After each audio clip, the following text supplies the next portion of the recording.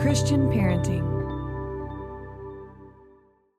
I encourage families to start the process with gift of adoption, and all organizations that they're going to be applying for assistance from. We're not the only ones.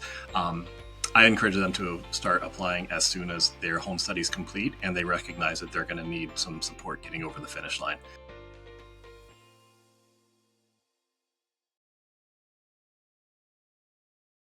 Welcome back, families, to the Call to Love podcast, where each week we dive into the practical, the clinical, and always most importantly, the biblical aspects of the adoption and foster care callings.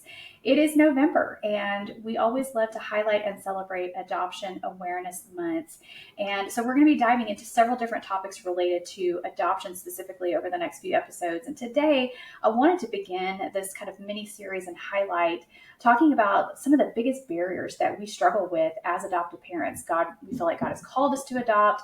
And then what? And one of the biggest issues that we run into is the financial cost related to the other side of that obedience. In fact, there are estimates that state there are over 2 million families that are waiting in the U.S. to adopt, with many more who would consider it were it not for the expense. And our guests today are going to speak a little bit to that, offer you some hope and some encouragement. But before I introduce you, I just want to give you a little bit of perspective here. Based on their website, it says 30% of Americans have seriously considered adoption, but only less than 2% complete an adoption, with 81% citing the high cost as their primary barrier. So today, we're going to dive into how to afford adoptions. Joining me for this conversation is Leah, Brandon, Akannam, and Brian Murphy. They are both joining us from the Gift of Adoption Fund. Guys, welcome. Thank you so much for being here. Thank you so much for having us. It's a pleasure. Absolutely. I got to brag on y'all a little bit because it says here, since 1996, Gift of Adoption has awarded more than $22 million in grants, helping over 6,500 children unite with their forever families. That is incredible work. And I am just so grateful to have you here on the show to share with our families that may be struggling in this area, and you'll be able to speak some insight. So welcome. We're so glad y'all are here. Thank you. Now, Thank you. I talked about that. Many of our families listening, they may be considering adoption and they're like, I just can't because the financial cost, or maybe some are still sitting with some debt related to, they move forward in obedience, but there's still some of the barriers. And so let's begin by just having you share a little bit about the Gift of Adoption and the work that you do. Sure. And thanks so much for sharing those stats, because it is important to know there are families who want to adopt. There are children who need permanency through adoption. And that cost is sometimes what stands in between those two parties coming together. And we exist to remove that barrier. We don't want that to happen, where there's a loving home who wants to open their heart and their family to that child, and there's a child in need of a family. Let's not let money stand in the way of that. So put simply, Gift of Adoption exists to remove that financial barrier. We provide adoption assistance grants to help families over the finish line, giving those children who need families permanency, safety, security, love, support, all of that comes from being a part of a family. We are a national organization. We provide assistance to families anywhere in the U.S., adopting from anywhere in the U.S. or around the world. So we help with both domestic adoptions and international adoptions. Our grants range from $1,000 to $15,000, and our average grant this year is going to be $5,000. So this year we're going to help more than 750 children find permanency through adoption through about $3.5 million. So you mentioned in our history, we've awarded $22 million. Over the next 5 years, we're going to give out $28 million. So we're growing every year, helping more and more families overcome that barrier so that those children can get safely into their homes. That is absolutely incredible. I am so grateful to know that. And I'm sitting here going, I wish I would have known about you guys when we were going through our process. And so I'm so grateful to be able to highlight the work that you do. And I think that's so important. And, for some of our families, maybe they just really are prayerfully considering at this point. And I say, let's start with the bad news, but let's just start with the reality of things, of the average expected cost for the various adoption processes. Can we talk about that for a moment? Sure, absolutely. The average cost for a domestic adoption, it's a pretty wide range depending on the type of adoption, the type of agency attorney that's being used, but it can range anywhere from $25,000 to $50,000 for a private domestic adoption. International adoption, it's easily $50,000 plus. And then there's foster care adoptions, which typically don't cost the family anything. There's state, federal subsidies and reimbursements to help families do adoptions from foster care. But we do have some programs that help with that where there are costs. Gift of Adoption can step in and cover those. And we also have a new program that we call relative licensing. So if a family is adopting a relative or fictive kin out of foster care and they need to do something to their home to pass licensing standards, they have to add a window to a basement so it qualifies as a bedroom. They have to get a pool fence. They have to repair a roof. Whatever it is to make the family's home safe. Sometimes as grandparents adopting grandchildren, they have to move to a bigger apartment. We can help with those upfront costs so that the family can become licensed. And then the rest of the adoption is oftentimes free or no charge because of state and federal subsidies because it's a foster care adoption. But we help in all those circumstances. If there's cost for a foster care, domestic adoption, private, or international, we can help in all of those scenarios. Okay, you just blew my mind with all of that. Honestly, that is such a blessing because you think about, okay, adoption, a lot of people think, oh, a child overseas. And so that's just kind of a one thought. Or even here, domestic and infant, you're paying for the expenses of the mother, the care, the housing, those types of things. But kinship specifically, I think that's a really incredible point that I want to take a moment to sit on that because you're right. There are so many families who are willing to say yes to a child that they know, whether it's a teacher or whether it's, you mentioned grandparents, and the simple things that become really, really a cost burden. If you mentioned pool fences. I mean, I've worked with foster families specifically that they've had to disrupt placements because of things like that. And so that's really amazing that you have the funds available for different things like that. That was very, very unexpected. So I really appreciate you sharing that specifically. For our families that obviously, I think you've piqued everybody's interest because you have a vast range of different opportunities, available for our families. But where do they need to begin as far as when they come to you? Or what steps do they need to have completed in their process, or where do they need to be in their process before they reach out to give them? Sure. If a home study is required for the adoption, they need to have the home study completed, unless it's that relative licensing that I just spoke about. If they need to do something to their home to be able to meet the licensing requirements, then we can help in those situations. But otherwise, if it's an international or private domestic, they need to have their home study completed. They need to be working with an accredited licensed agency that completed their home study saying that they are emotionally, physically, financially fit to parent the child that they're going to be adopting, and then they can start the process with us. I encourage families to start the process with Gift of Adoption and all organizations that they're going to be applying for assistance from. We're not the only ones. I encourage them to start applying as soon as their home study is complete and they recognize that they're going to need some support getting over the finish line. That way, some families think they might have 2 years or 18 months, and then they get a match quickly and they find out they got 2 months. So I'd rather have their application in because then we can get a decision for them and with all luck, help them out so that they can have that grant assistance to be able to confidently say yes to a match option. That's fantastic. And what is a typical expected time from application to hearing a response as to whether or not they were going to receive funding? Yeah, with Gift of Adoption, we don't have application deadlines. So we can accept the application anytime, and we review it basically when the family is within about a 90-day window of expecting placement or travel with the child. Okay. So they can apply anytime. We'll just kind of keep it in queue until they get closer to that placement date. If they apply and it's an urgent situation, we can get a decision in as few as 24 hours. So if they need to know because they're getting on the plane next Wednesday, they can get the application in, let us know it's that urgent of a situation, and we can get it out to our committee for a decision very quickly. We are a small but mighty team.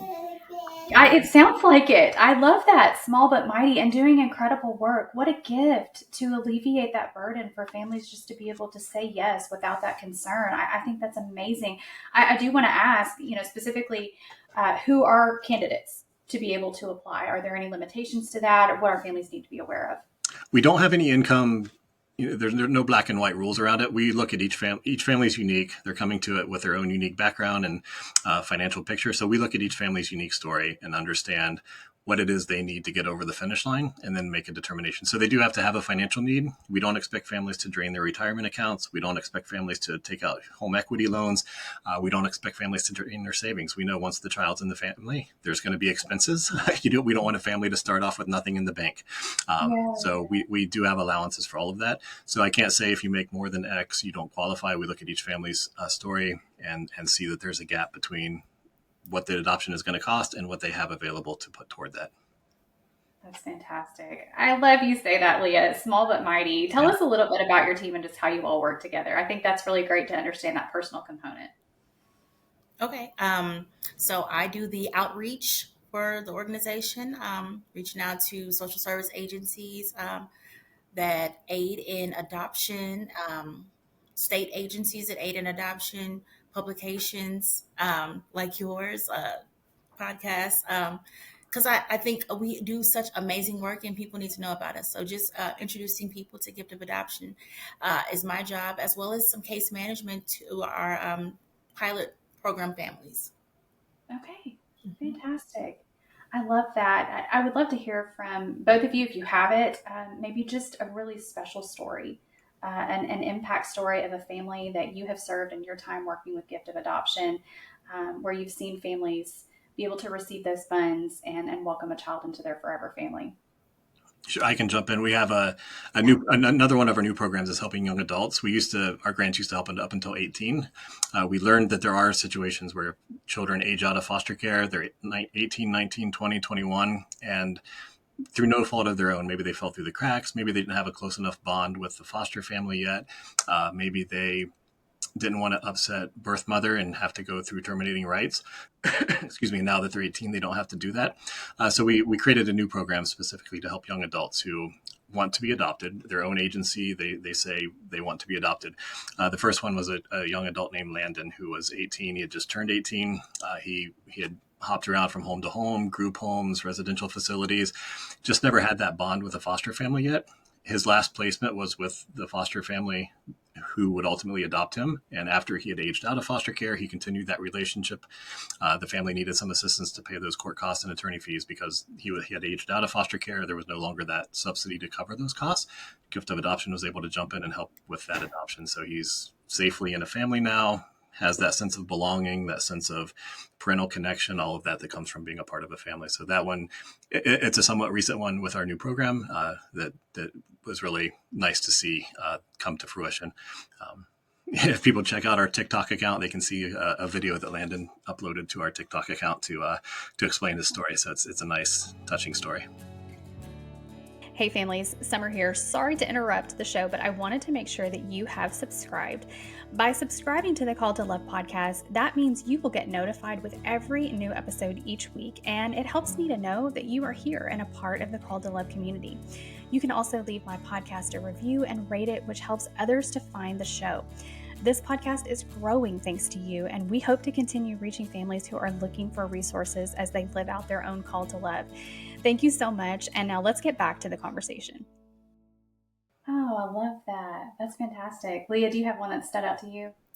I don't have one yet. I am relatively new with the organization, but because I am doing case management, I'm able to walk people through the programs. So hopefully, I will have some good ones soon. But I'm like 2 or 3 months in with the organization, but I am seeing the impact of the work, and I am really excited about having stories because there are lots. There are lots.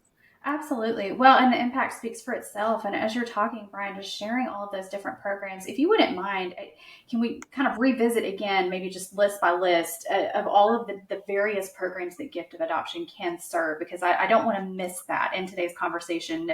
I'm already just such joy that I have received just from hearing the work that you do. And so I don't want our families to miss all the different ones thinking, oh, well, that doesn't apply to me.